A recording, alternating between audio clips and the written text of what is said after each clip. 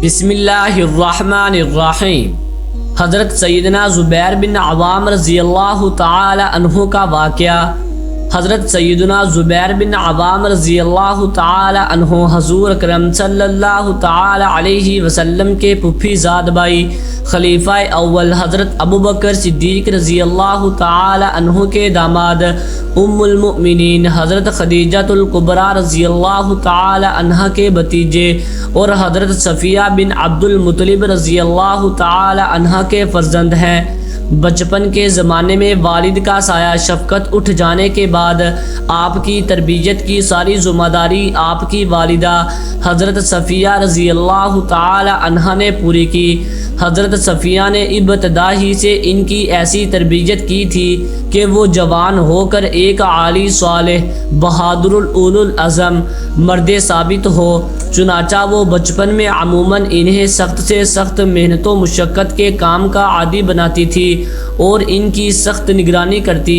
حضرت زبیر سابقین اسلام سب سے پہلے ایمان لانے والوں میں ممتاز اور نمایاں تقدم کا شرف رکھتے ہیں۔ حضرت زبیر اگرچہ ابھی کم سن تھے لیکن استقامت اور جان نثاری میں کسی سے پیچھے نہ تھے۔ قبول اسلام کے بعد مکہ میں یہ افواہ پھیل گئی کہ مشرکین نے حضور اکرم صلی اللہ تعالی علیہ وسلم کو گرفتار کر لیا ہے۔ یہ سن کر آپ رضی اللہ تعالی عنہ اسی وقت ننگی تلوار کھینچ کر مجمع کو چیرتے ہوئے آستانہ اقدس پر حاضر ہوئے۔ جب رسول اللہ صلی اللہ تعالی علیہ وسلم نے دیکھا تو پوچھا، زبیر یہ کیا ہے؟ عرض کیا، مجھے معلوم ہوا تھا کہ آپ گرفتار کر لیے گئے ہیں۔ سرور کائنات صلی اللہ تعالی علیہ وسلم نہایت خوش ہوئے اور ان کے لیے دعائے خیر فرمائی اور اپنی چادر عنایت کی۔ علماء فرماتے ہیں کہ یہ پہلی تلوار تھی جو راہ فدویت و جان نثاری میں ایک بچے کے ہاتھ سے برہنہ ہوئی۔ مکہ کے باقی مسلمانوں کی طرح حضرت زبیر بھی مشرکین مکہ کے ظلم و ستم سے محفوظ نہ تھے۔ ان کے چچا نے ہر ممکن طریقہ سے ان کو اسلام سے برگشتہ کرنا چاہا لیکن توحید کا نشہ ایسا نہ تھا جو اتر جاتا۔ بالآخر برہم ہو کر اور بھی سختی شروع کر دی۔ غرض مظالم و شدائد سے اس قدر تنگ آئے کہ وطن چھوڑ کر پہلے حبشہ کی راہ لی، پھر دوسری طرف سرور کائنات صلی اللہ تعالی علیہ وسلم کے ساتھ مدینہ کا قصد کیا۔ نبی اکرم صلی اللہ تعالی علیہ وسلم کے ساتھ تمام غزوات میں شریک ہوئے، جنگ بدر میں بڑی جان بازی سے لڑے اور دیگر غزوات میں بھی بڑی شجاعت دکھائی۔ فتح مکہ کے روز رسول اللہ صلی اللہ تعالی علیہ وسلم کے ذاتی دستے کے علمبردار تھے۔ جنگ فسطاط میں حضرت عمر نے 4 افسروں کی معیت میں 4000 مجاہدین کی کمک مصر روانہ کی۔ ان میں ایک افسر حضرت زبیر بھی تھے اور اس جنگ کی فتح کا صحرا آپ کے سر ہے۔ آپ رضی اللہ تعالی عنہ ان 10 صحابہ کرام میں سے ہیں جن کو حضور صلی اللہ تعالی علیہ وسلم نے دنیا ہی میں جنت کی بشارت دے دی۔ آپ کا شمار ان 6 صحابہ کرام رضی اللہ تعالی عنہ کی شورا میں بھی ہوتا ہے جو حضرت عمر نے اپنی دور خلافت میں بنایا تھا۔ آپ کا لقب حواری رسول ہے۔ مدینہ ہجرت کرنے کے بعد سب سے پہلے آپ کے یہاں بیٹے عبداللہ بن زبیر مولود ہوئے۔ حضرت زبیر کا دامن اخلاقی زر و جواہر سے مالا مال تھا۔ تقوی، پارسائی، حق پسندی، بے نیازی، سخاوت اور ایثار آپ کا خاص شیوا تھا۔ رقت قلب اور عبرت پذیری کا یہ عالم تھا کہ معمولی سے معمولی واقعہ پر دل کانپ اٹھتا تھا۔ مساوات اسلامی کا اس قدر خیال تھا کہ 2 مسلمان لاشوں میں بھی کسی تفریق یا امتیاز کو جائز نہیں سمجھتے تھے۔ جنگ احد میں آپ کے ماموں حضرت حمزہ شہید ہوئے تو حضرت صفیہ نے بائی کی تجہیز و تکفین کے لیے 2 کپڑے لا کر دیے، لیکن ماموں کے پہلو میں ایک انصاری کی لاش بھی بے گورو کفن پڑی تھی۔ دل نے گوارا نہ کیا کہ ایک کے لیے 2 کپڑے ہوں اور دوسرا بے کفن رہے۔ غرض تقسیم کرنے کے لیے دونوں ٹکڑوں کو ناپا، اتفاق سے چھوٹا بڑا نکلا۔ قرعہ ڈال کر تقسیم کیا کہ اس میں بھی کسی طرح کی ترجیح نہ پائی جائے۔ امانت و دیانت اور انتظامی قابلیت کا عام شہرہ تھا، یہاں تک کہ لوگ عموماً اپنی وفات کے وقت ان کو اپنے آلا و اولاد اور مال و متاع کے محافظ بنانے کی تمنا ظاہر کرتے تھے۔ مطیع بن الاسود نے ان کو وصی بنانا چاہا، انہوں نے انکار کیا تو لجاجت کے ساتھ کہنے لگے، میں آپ کو خدا اور رسول صلی اللہ تعالی علیہ وسلم اور قرابت داری کا واسطہ دیتا ہوں، میں نے فاروق اعظم کو کہتے سنا ہے کہ زبیر دین کے ایک رکن ہے۔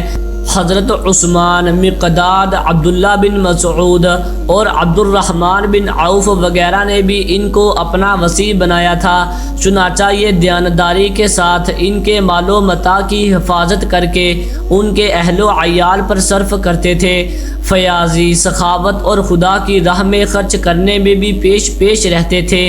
حضرت زبیر کے پاس 1000 غلام تھے، روزانہ اجرت پر کام کر کے ایک بیش قرار رقم لاتے تھے، لیکن انہوں نے اس میں سے ایک حبہ بھی کبھی اپنی ذات یا اپنے اہل و عیال پر صرف کرنا پسند نہ کیا، بلکہ جو کچھ آیا اسی وقت صدقہ کر دیا۔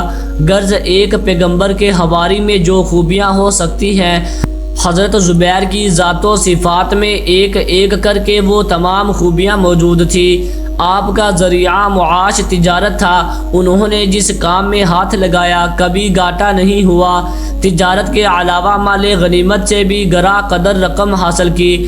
حضرت زبیر کی ملکیت کا صرف اس سے اندازہ ہو سکتا ہے کہ ان کے تمام مال کا تخمینہ 5 کروڑ 2 لاکھ درہم کیا گیا تھا، لیکن یہ سب نقد نہیں بلکہ جائیداد غیر منقولہ کی صورت میں تھا۔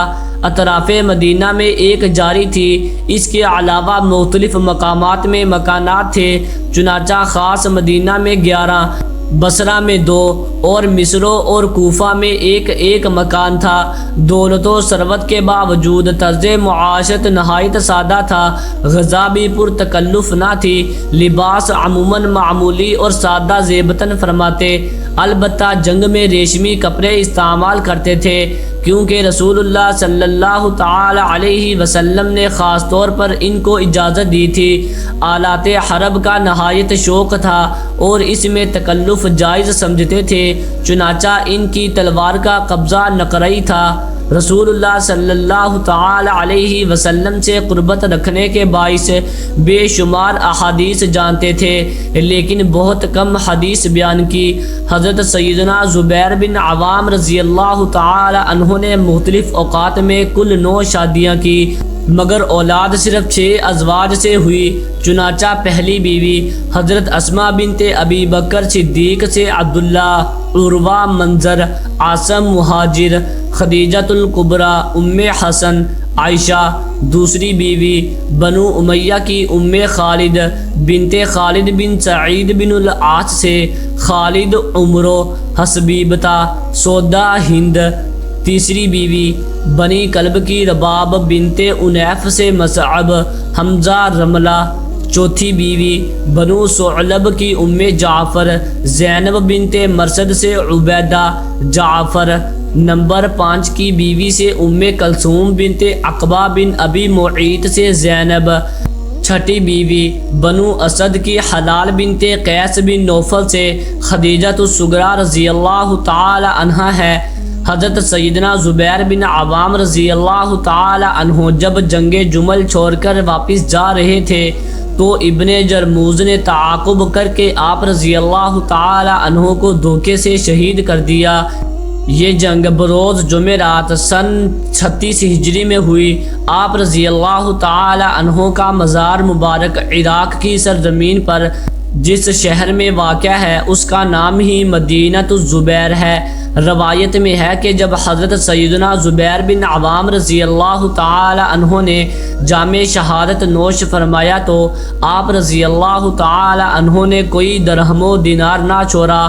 آپ رضی اللہ تعالی عنہ کے ترکہ میں صرف غابہ کی چند زمینیں اور کچھ تقریباً 15 گھر تھے، اور قرضے کا عالم یہ تھا کہ جب کوئی شخص ان کے پاس امانت رکھنے کے لیے آتا تو آپ رضی اللہ تعالی عنہ فرماتے امانت نہیں، قرض ہے، کیونکہ مجھے اس کے ضائع ہونے کا اندیشہ ہے۔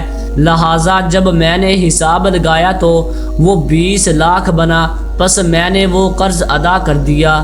امید ہے کہ آپ کو ویڈیو اچھی لگی ہوگی۔ ویڈیو اچھی لگی ہے تو ویڈیو کو لائک ضرور کر دیں اور چینل کو بھی سبسکرائب کر دیں تاکہ اس طرح کی انفارمیٹیو ویڈیوز آپ کے پاس بر وقت پہنچتی رہیں۔ شکریہ۔